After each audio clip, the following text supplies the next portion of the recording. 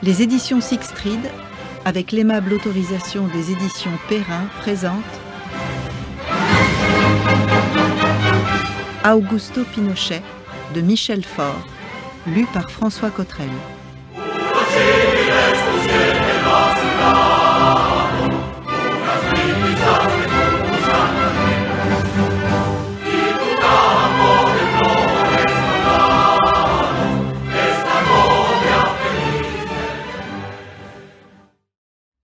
Avant-propos. Augusto Pinochet, l'un des hommes les plus détestés du XXe siècle finissant, est longtemps resté pour moi, au cours de l'écriture de cette biographie, un personnage énigmatique. Comment comprendre que ce soldat légitimiste, fidèle à la grande tradition prussienne de l'armée chilienne, ait pu devenir du jour au lendemain un putschiste efficace et brutal? Et comment ce putschiste odieux, dont la dictature est marquée par une férocité inouïe, peut-il éprouver dès les premiers moments de son pouvoir absolu une révérence, même subliminale, pour la démocratie? Pourquoi un général qui vénère l'ordre, l'autorité, la verticalité du commandement ouvre-t-il sa porte à une bande de jeunes économistes libéraux amoureux du désordre des sociétés ouvertes et qui vont déréguler à tout va et saper les bases de son propre régime? Enfin, tous ces oxymores, le légitimiste putschiste, le dictateur démocrate, le tyran libéral, relèvent-ils d'une hypocrisie sans nom, d'une confusion mentale ou bien d'une inattendue sincérité? J'ai cherché à répondre à ces questions, à percer les mystères d'un homme renfermé et introverti, prudent et rusé, et j'ai fini par choisir la dernière option, celle de la sincérité, des vérités secrètes d'un militaire qui croit à la guerre et au bon Dieu, et veut, contre toute attente, concilier dictature et restauration démocratique, contraintes politiques et laisser-faire économique, brute sanguinaire et dame patronnesse de l'action caritative. Cette sincérité n'est pas celle d'un esprit rationnel, mais relève plus souvent de l'intuition, des illusions et des contradictions intimes d'un vieux militaire obtus et brutal, préoccupé cependant par le droit et, plus bizarrement encore, séduit par le libéralisme. Ce sujet du livre, si souvent douloureux et violent, impose à l'auteur équilibre et honnêteté intellectuelle. J'ai eu le sentiment, pendant l'écriture, d'avancer sur le fil d'un rasoir, sans jamais, je l'espère, avoir basculé dans le préjugé ni la caricature. Voici en somme le portrait d'un criminel bien intentionné, ce qui n'excuse rien, bien sûr, mais résout l'énigme.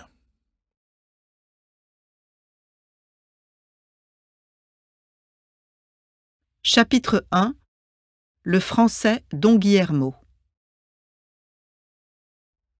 Guillaume Pinochet, marin de Saint-Malo et marchand de tissus, débarque à Concepción, dans le sud de la côte chilienne, probablement entre 1718 et 1720. Sans cet aventurier breton, qui décide d'établir sa vie dans cette région lointaine au début du XVIIIe siècle, ce pays n'aurait jamais vu naître à Valparaíso, le 25 novembre 1915, 7 générations plus tard, nous disent les généalogistes, Augusto José Ramón Pinochet Ugarte, futur dictateur du XXe siècle finissant. Mentionner ce lointain aïeul n'est pas prétendre qu'il existe un lien particulier entre les deux hommes, mais relever la trace d'un héritage familial et culturel.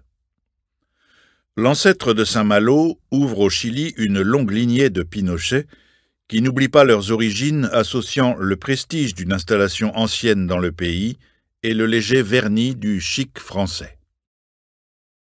Le père d'Augusto Pinochet, Augusto Alejandro Pinochet Vera, par exemple, quand il devient pompier bénévole à Valparaíso, choisit de rejoindre la brigade française appelée la Pompe France, qui existait et existe toujours dans cette ville portuaire où se croisaient de nombreuses nationalités, des Espagnols bien sûr, mais aussi des Anglais et des Écossais, des Italiens, des Palestiniens, ou des Allemands parmi lesquels des Prussiens, dont l'influence, discipline et autoritarisme a profondément marqué l'armée chilienne.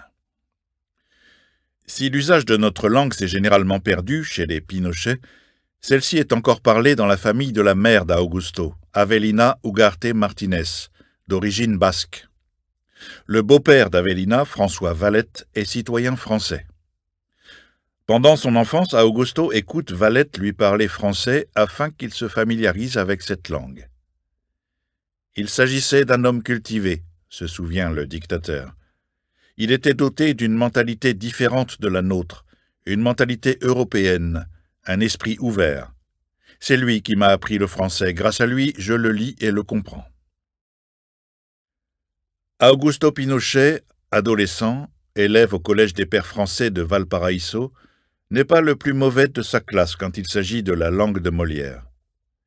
Cet héritage présente aussi, peut-être, nous entrons ici dans le domaine de l'hypothèse, des qualités chiliennes singulières, celles attribuées aux premiers migrants. Pour eux, le Chili constituait le terminus d'un exil absolu, la fin d'un long et éprouvant voyage, le bout du monde, pour ne pas dire son cul-de-sac. Ce pays, écrit la romancière Isabelle Allende, est le plus loin où l'on puisse aller sans tomber de la planète. Seuls des gens constants, courageux, déterminés et disciplinés pouvaient surmonter les obstacles dressés sur leur chemin. La cordillère des Andes, le terrible désert d'Atacama, et, pour les marins comme Guillaume, les périls du Cap Horn.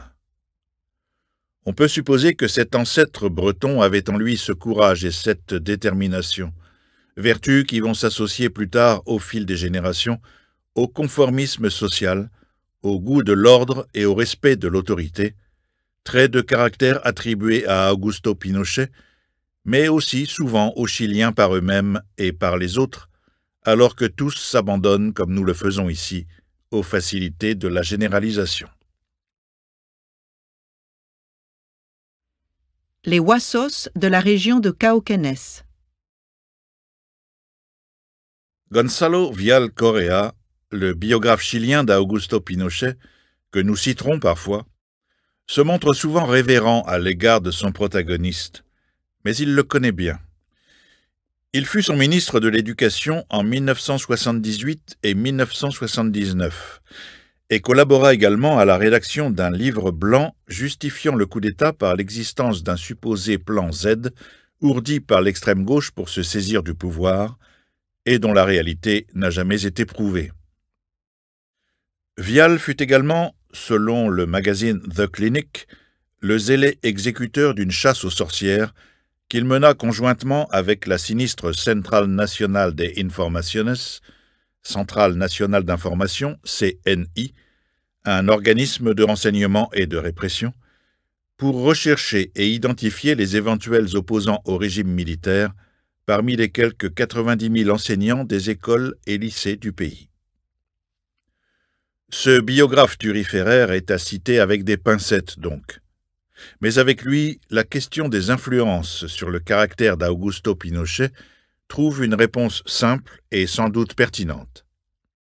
Le dictateur est l'enfant d'une tradition séculaire, celle des Huasos, version chilienne des gauchos argentins ou des cow-boys des États-Unis. Il est le produit de générations successives et sédentaires qui ont vécu au sein d'un monde agricole fermé dans la région de Cauquenes, où meurt Guillaume en 1742 et où naît 6 générations plus tard, en 1891, Augusto Alejandro, le père de Pinochet. On y cultive blé, légumes, vignes. On y élève aussi des vaches et des moutons dont on vend le cuir et la laine. Le Huaso, ici, n'est pas seulement un cavalier en charge du bétail, mais également un agriculteur. Et l'on devine alors dans cette fusion singulière du cow-boy et du laboureur la cohabitation contradictoire de la liberté et de la contrainte, de l'aventure et de la prudence, de l'action et de la patience, qui ne sont pas tout à fait étrangères à la personnalité de Pinochet. Dans cette région fertile mais désertée, à l'écart du grand chemin du Valle Central qui se déroule entre la cordillère des Andes et la cordillère de la Côte, plus modeste, qui longe la côte du Pacifique, les vieilles familles agricoles sont à la fois socialement puissantes et très pauvres, écrit Vial. Ces élites de Cauquenes, auxquelles les Pinochet appartiennent, ne se mêlent pas aux nombreux conflits de la politique nationale, et grâce à leur isolement, elles échappent aussi aux révoltes indigènes. Cette petite aristocratie locale, isolée géographiquement et fermée mentalement en raison de son éternel sentiment de supériorité, reste orgueilleuse et dominante encore au début du siècle passé, le XXe, et appauvrie en raison du démembrement des terres agricoles. Elle est aussi Wassa, avec tous les traits de cet archétype national, notamment l'orgueil, la courtoisie, la réserve, la méfiance, l'astuce, la sobriété, la dureté.